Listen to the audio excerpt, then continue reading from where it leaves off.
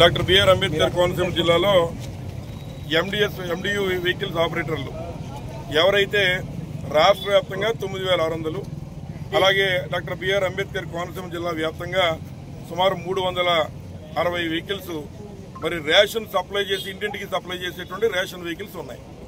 మరి మీ అందరికీ కూడా తెలుసు, మరి జగన్మోహన్ రెడ్డి గారు గతంలో ఎన్నికల ముందు మీ ఇంటికే మీ రేషన్, మీ ఇంటికే మీ పెన్షన్ అనేటువంటి ఒక యువకుడు ఇచ్చినటువంటి ఆలోచన తీసుకుని మరి ఉన్నటువంటి ప్రతి ఒక్క లబ్ధిదారుడికి కూడా వారి ఇంటికే రేషన్ సరుకులు అందించాలని ఒక ఆలోచన చేసి మరి ఉన్నటువంటి ఈ ఎండియు వెహికల్స్ ద్వారా మరి ఉన్నటువంటి ఎస్సీ ఎస్టీ బీసీ మైనార్టీలో ఉన్నటువంటి వారికి కూడా మరి ఒక అవకాశం ఇచ్చేటువంటిది కార్పొరేషన్ ద్వారా వారికి మరి ఈ యొక్క ఆటోలు ఇచ్చి తద్వారా ఈ సరుకుని మరి ప్రతి ఒక్క లబ్ధిదారుడు ఇంటికి చేరుతానే ఆలోచనతో ఆవేళ జగన్మోహన్ రెడ్డి గారు ఎన్నికల్లో ఇచ్చిన హామీని నిలబెట్టుకుంటూ ఈ యొక్క మీ ఇంటికే మీ రేషన్, మీ ఇంటికే మీ పెన్షన్ అనే విధంగా ఆయన కార్యక్రమం చేయడం జరిగింది.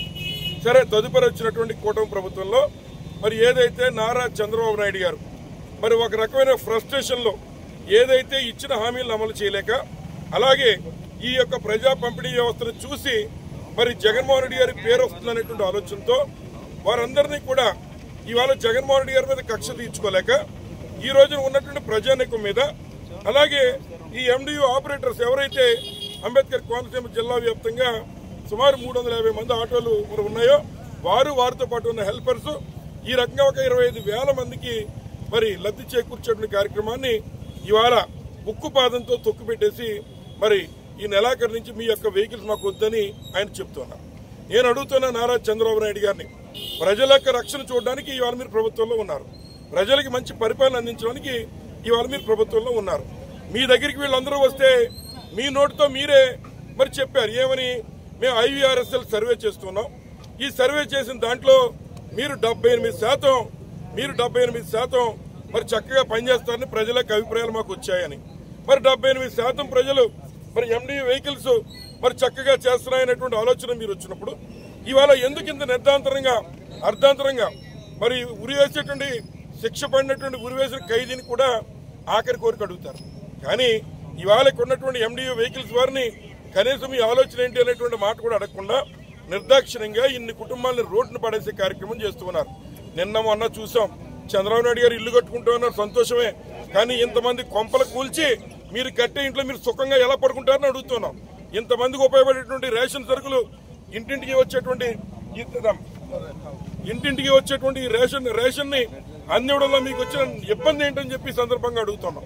ముఖ్యంగా మరి మనందరికీ తెలుసు, ఎస్సీ ఎస్టీ బీసీ వర్గాల వారికి మనం చక్కగా స్కీముల ద్వారా వారిని ప్రోత్సహించే కార్యక్రమాలు చేస్తూ ఉంటాం. అట్లాగే రాష్ట్ర వ్యాప్తంగా ప్రతి ఒక్కరు ఒక ఆటో కొని తద్వారా ఉన్నటువంటి ప్రజలకి సర్వీస్ చేస్తూ ఉంటే ఇవాళ నిర్దాక్షిణ్యంగా ఉన్నటువంటి ఈ ఎండియు వెహికల్స్ అన్ని కూడా తీసేయండి, లేదా వచ్చే నెల నుంచి మీరు ఏం చేసుకుంటే చేసుకోండి, మీ వెహికల్స్ మాకు వద్దనేటువంటి విధంగా ఒక రాష్ట్ర ముఖ్యమంత్రి నిరంకుశంగా ఇంతమంది కుటుంబాలను పాడు చేయడం అనేటువంటిది పద్ధతి కాదని కోరుతున్నాం. ముఖ్యంగా ఆయన ఇల్లు కట్టుకుంటూ ఉన్నాడు, ఆయన కొంపనీళ్ళు పెట్టుకుని రాష్ట్ర వ్యాప్తంగా ఇంతమంది ఎండియు యొక్క కొంపలను కూలుస్తావా అని చెప్పి నారా చంద్రబాబు నాయుడు గారిని అడుగుతున్నాం.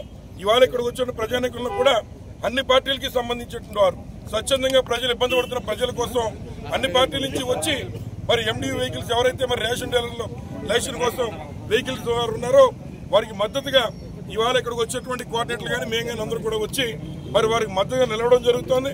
తప్పనిసరిగా రాబోయే కాలంలో మరి వారికి న్యాయం చేసే విధంగా ఈ ప్రభుత్వం చర్యలు తీసుకోవాలని మరి మేమందరం కూడా మా పార్టీ నుంచి వైఎస్ఆర్ కాంగ్రెస్ పార్టీ నుంచి డిమాండ్ చేస్తూ ఉన్నాం. మీకేమైనా దమ్ము శక్తి ఉంటే మరి జగన్మోహన్ రెడ్డి గారి మీద ఉన్న అక్కస్తో ఇవాళ ప్రజలకు అందేటువంటి సర్వీసెస్ ని ఈ రోజు చంద్రబాబు నాయుడు గారు పాడు చేస్తున్నారు.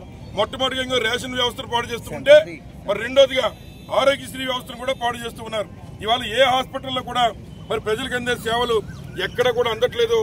ఒక పథకం ప్రకారం వీటన్నిటిని కూడా నిర్వీర్యం చేయాలి జగన్మోహన్ గారి టైంలో పెట్టిన ఉద్దేశంతో మరి రాష్ట్ర ముఖ్యమంత్రి నారా చంద్రబాబు నాయుడు గారు వ్యవహరిస్తున్నారని చెప్పి సందర్భంగా మీ అందరికీ తెలియజేస్తూ ఇండియా పాకిస్తాన్ ఉద్రిక్తతలపై లేటెస్ట్ అప్డేట్స్ కోసం డౌన్లోడ్ చేసుకోండి RTV Live యాప్.